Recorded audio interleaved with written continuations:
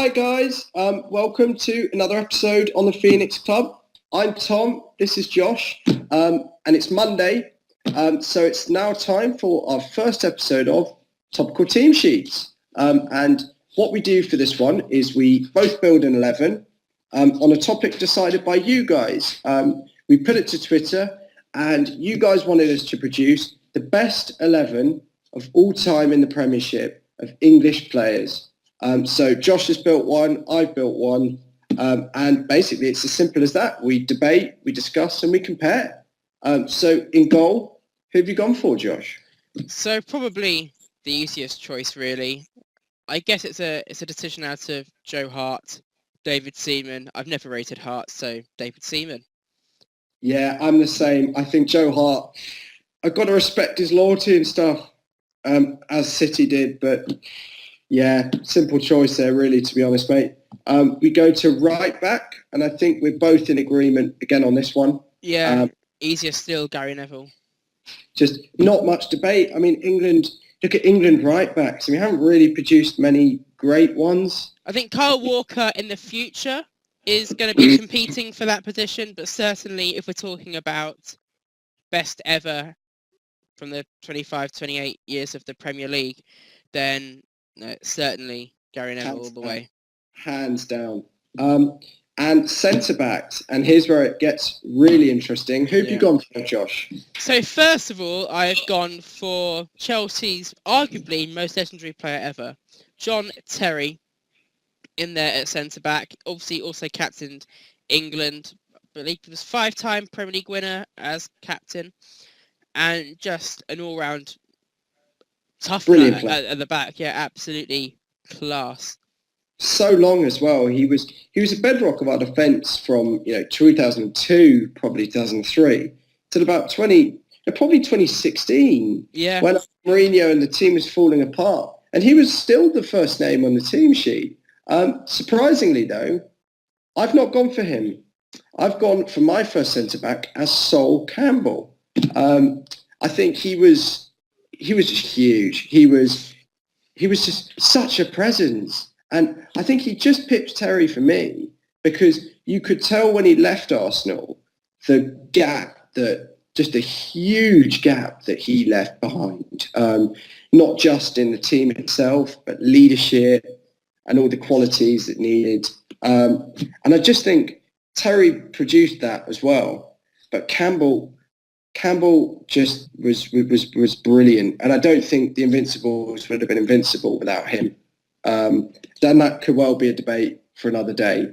But who have you gone for your second centre-back, Josh? So perhaps not a partnership that would work in real life following John Terry's racism scandal. Rio Ferdinand, obviously brother to Anton. Rio Ferdinand, again, another former England captain, actually sandwiched John Terry's 2 spells as captain of the Three Lions.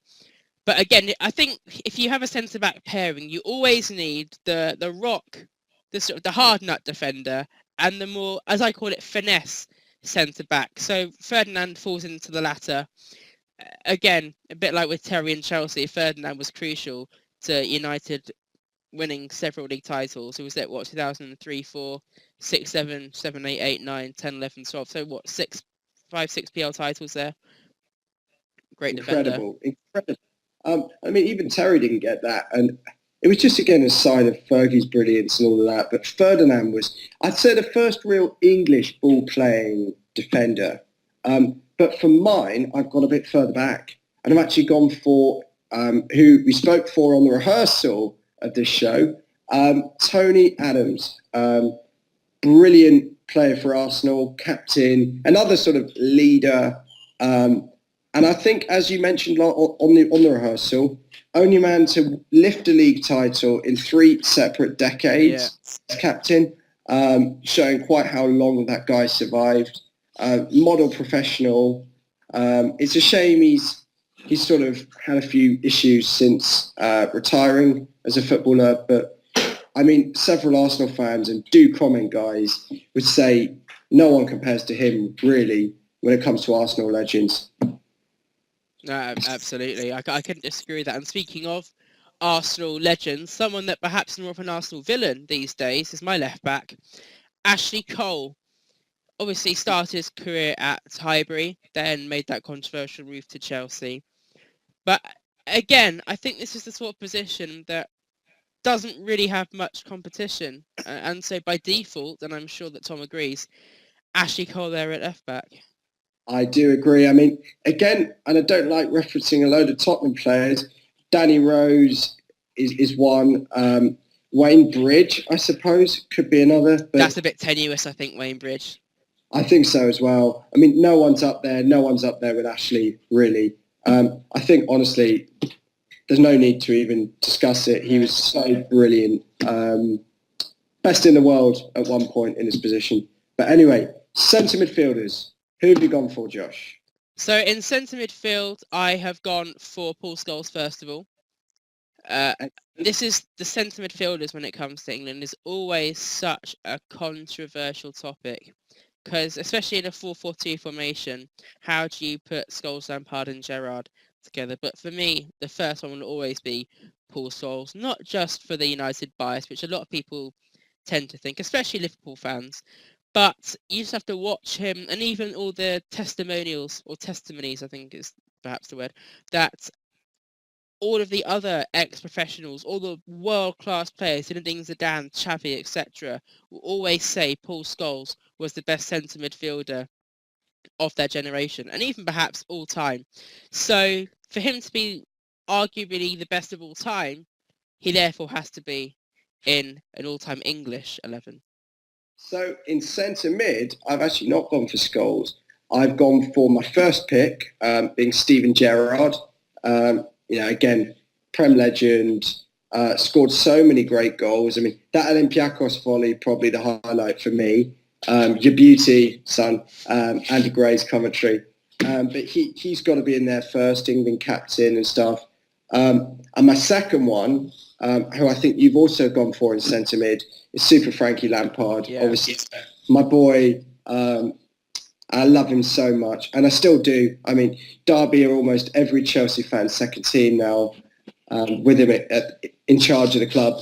And we're just, again, he'd always be there when you need him. And Chelsea miss out on that now, I think.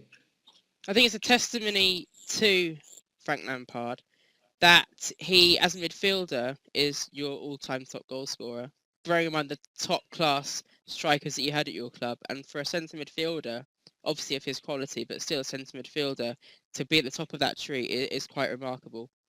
I mean, I think he top scored in the league for Chelsea. Yes. 3, not 4 seasons. Yeah, I think you're right. And that was in peak sort of Mourinho, Ancelotti, Di Matteo eras. Eras where we've had Drogba, and as I say, Drogba, Anelka, Kalou. Fantastic. 20 goals a year for about 5 years running. That's just unheard of. Yeah. So it's a right midfield, and I've actually gone for, and I think everyone who grew up in the 90s and 2000s, while he's not maybe the best player that could come here, David Beckham. Well, yeah, he's my all-time favourite player, without question. I named my dog after him. So, yeah, Beck's, for me, all the way, has to take that right midfield position. Again, as it happens, I don't think there is much competition for this space, but nevertheless, David Beckham there, also in right mid. I mean, he would always put a good image for his club. I understand that Fergie had his issues, but whenever he wore an England shirt, he had his heart on his sleeve, and I'll always love him, respect him for that. Well, let's not forget his free kicks were just sublime, and even in open play, he would score goals that were like free kicks. And of course, let's not forget the England goal to send us into the World Cup against Greece at Old Trafford, 90th minute. Mad. That was that. Well, don't remind me. That was beautiful. But onto left midfield, for me, it's a player maybe not appreciated as much as Beckham, and perhaps not even in his best position or his best side. But I really wanted to get him in. Joe Cole, incredible. Would always be there for England and in the Premiership for Chelsea.